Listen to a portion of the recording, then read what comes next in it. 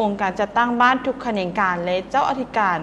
วัดพลงามบ้านหาดดูเมืองคงเซโดงโดนแขกสารวันพร้อมด้วยพ่อแม่ประชาชนภายในบ้านหาดดูได้เปิดกล่องประชุมเพื่อปรึกษาหารือเวียกงานแผนการเททางเบตงเสริมเหล็กเส้นทางเขาวัดโดยจะเททางเขาวัดไปหาทางเลข13ใต้ซึ่งมีความยาวอยู่ที่ 1,500 เมตรมีความกว้างอยู่ที่4 เมตรนั่นเองกองประชุมเห็นดีเป็นเอกภาพกันจะ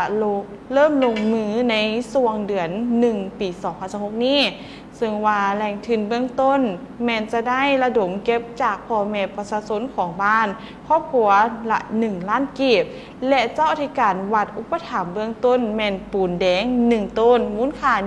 1,600,000 กีบและจะขอแผ่ปัจจัยศรัทธาจากศรัทธาที่อยู่ทางภายในและก็ภายนอกอยู่ทางต่างประเทศผู้ที่มีจิตใจศรัทธาเนาะอยากจะร่วมเฮ็ดบุญในการสร้างทางเข้าวัดเข้าวาในครั้งนี้ก็สามารถร่วมบุญกันได้นั่นเองท่านผู้ชมเนาะซึ่งว่าเป็นการที่ว่าบอกบุญกล่าวบุญจากพระอาจารย์ที่ว่าเพิ่นก็ได้เป็นเจ้าอธิการวัดอยู่ที่นั่นเนาะก็คือครูบาซื่อพระอาจารย์คำตาไสยัตที่เนาะรักษาการประธานอพส.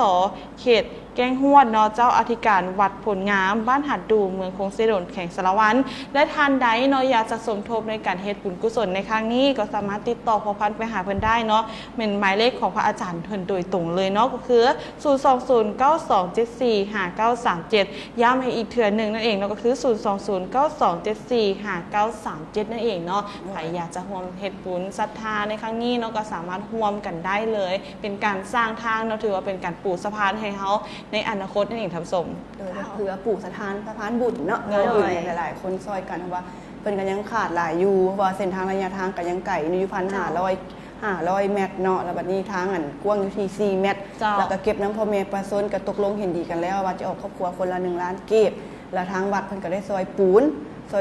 1 ต้นเนาะแต่ก็อยากขอเผยแพร่ทางพ่อแม่ประชาชนทางภายในและต่างประเทศแหละที่ว่าเบิ่งอยู่ในตอนนี้เนาะผู้ใดผู้เล็กละน้อยอย่างก็ได้หรือว่าผู้ใดไปบ่ฮอดจอดบ่ถึงก็สามารถติดต่อหาพระอาจารย์แล้วก็สามารถที่ว่าโอนไปหาบัญชีพระอาจารย์ได้